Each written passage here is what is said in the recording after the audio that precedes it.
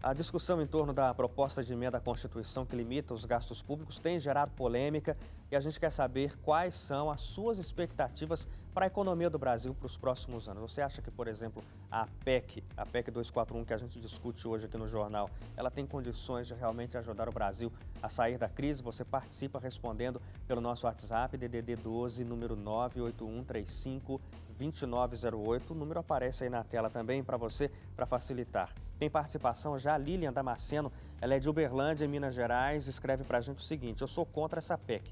Essa decisão do Congresso é uma condenação de morte para milhares de brasileiros que vão ter a saúde impactada por essa medida irresponsável. Estamos falando de fechamento de leitos hospitalares, de encerramento de serviços de saúde, de demissões de profissionais, de redução do acesso, de aumento na demora do atendimento. Muitas coisas, escreve aqui a Lilian. Obrigado, viu, Lilian? Adriana, de Senhor do Bonfim, na Bahia, acredito que a melhoria dos serviços que atendem às necessidades da população só vão acontecer mediante a perda de privilégios da classe dominante. Eu acho que estamos todos cansados de sustentar essa elite política brasileira através das cobranças, através de impostos, uma vez que deveriam esses impostos ser revertidos para nós, brasileiros. Obrigado, viu, Adriana, pela sua participação. Você colabora também com a gente, dando sua opinião a respeito dessa discussão que é a principal do dia, talvez até da semana, a tramitação da PEC dos gastos públicos na Câmara Federal.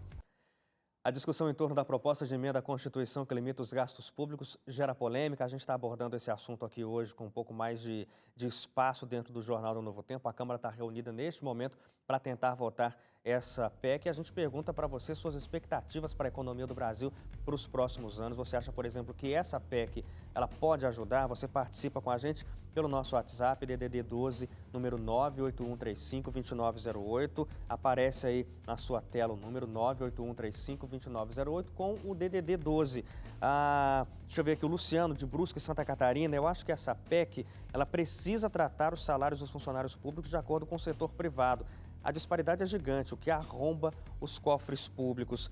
Essa PEC, a gente está abordando bastante esse tema aqui, e uma das coisas que vocês falaram foi que a PEC ela trata exclusivamente dos gastos públicos. O ministro Meirelles, quando justifica a proposta, diz que o Brasil saltou de 2011 para cá de 51%. A dívida brasileira de 51% do PIB saltou para 67,5%. Uma das razões para estancar um pouco isso, para impedir que o governo continue gastando mais do que ganha. Agora, isso não pode ser um problema, por exemplo, se a economia continua muito ruim, a inflação sobe, como é que vai ser um ajuste nesse caso? Aí pode complicar, né? Eu até brinquei, fiz uma brincadeira aqui falando assim, e se vem uma crise séria de zika aí, né? Alguma coisa que você Que precisa de um investimento. Exatamente, precisa de investimento. Quer dizer, você está engessado, né? Nesse sentido, você está engessado. Então, realmente é muito complicado. Agora, quando a gente fala gasto, esse é que é o problema todo, a interpretação, o que é o gasto? Não é investimento, é diferente. Então, você vai prejudicar o investimento por causa da questão dos gastos. Então, se você tiver... por isso que você tem que cortar exatamente esses gastos burocráticos. Isso é que tinha que ser, mexido nisso, a questão salarial, até a própria moça falou aí realmente que o funcionário público é enorme, né? Então, acho que isso é que tinha que ser mexido e não prejudicar, e você pode prejudicar a questão da educação e da saúde, né? Que é muito... Eu queria acrescentar duas coisas. No início da nossa matéria, foi colocado que o FMI gostou da proposta da PEC, da reforma da Previdência. Qual o objetivo disso? Fazer a reforma para ter mais dinheiro para pagar dívidas. Então, será que não é interessante discutir também o perfil dessa dívida e como negociar melhor essa dívida? Ao invés de fazer que a população brasileira pague essa conta extremamente alta. E o segundo aspecto, eu acho que o eleitor tem que ficar muito atento a essa discussão hoje na Câmara. Os deputados e senadores toda vez aparecem no seu horário eleitoral falando que vai trabalhar em favor da saúde e educação. Agora é a oportunidade deles trabalharem em favor da saúde e educação. Aqueles que votarem favoravelmente essa PEC não estão trabalhando favorável à saúde e educação no país. Então, eles vão estar prometendo na campanha aquilo que não estão cumprindo. Isso tem que ser muito claro para o eleitor brasileiro nesse momento. Hoje a gente está falando muito sobre economia aqui, a gente fala especialmente sobre a PEC dos gastos públicos, está tramitando agora na Câmara dos Deputados, tentando votar essa proposta. E a gente pergunta se você concorda com isso, acha que isso realmente pode ajudar o Brasil a sair da crise. Pelo nosso WhatsApp 12981352908. Você participa respondendo.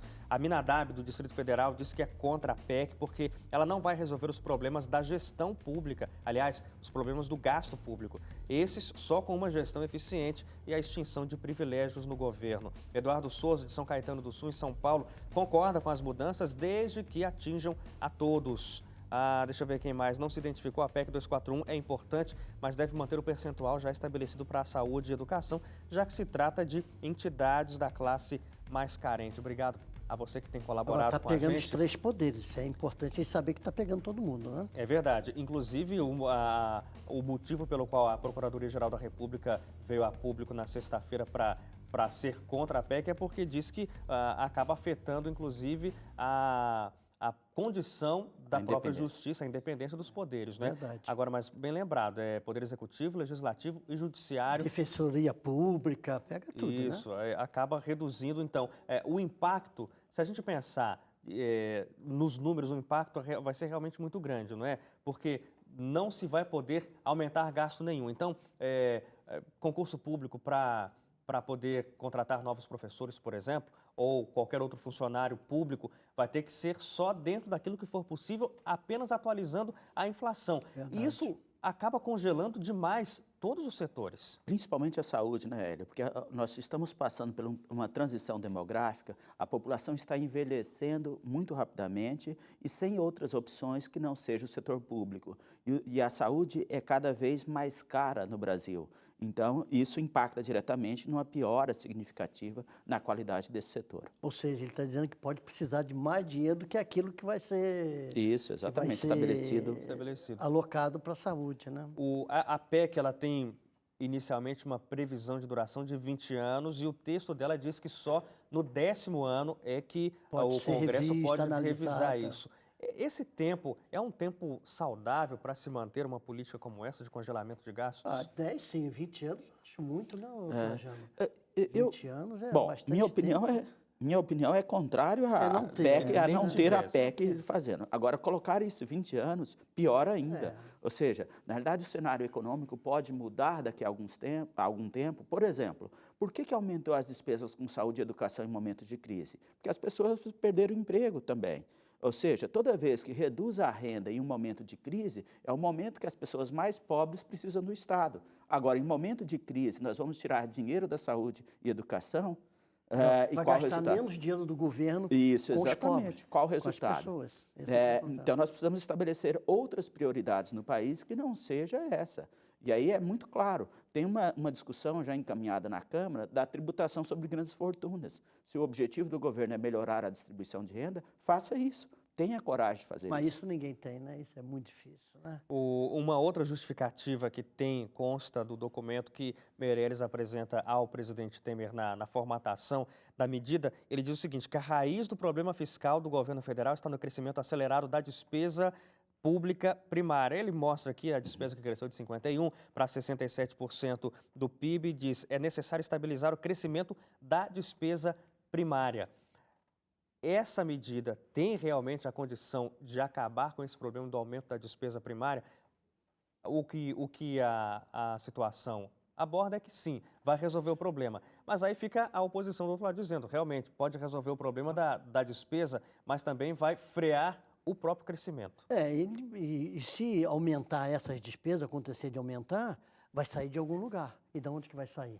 Da saúde ou da educação, percebe? Quer dizer, então, se você tiver algum problema em algum setor que aumentar os gastos... Precisar de um remanejamento. Vai ser, percebe? Esse é que eu acho que é o perigo que existe. E as despesas primárias são as despesas que afetam diretamente a vida dos brasileiros. Essas são despesas prioritárias. Porque qual o resultado? Eu vou equilibrar essas despesas e receitas primárias, nós estamos falando de gastos com saúde, educação, assistência social, investimentos, segurança. Isso que é importante para a sociedade brasileira. Daí eu vou reduzir as despesas disso, isso é muito bom para o FMI, para quê? Para economizar mais, para pagar mais juros da dívida pública. Então, por que eu não inverto essa discussão?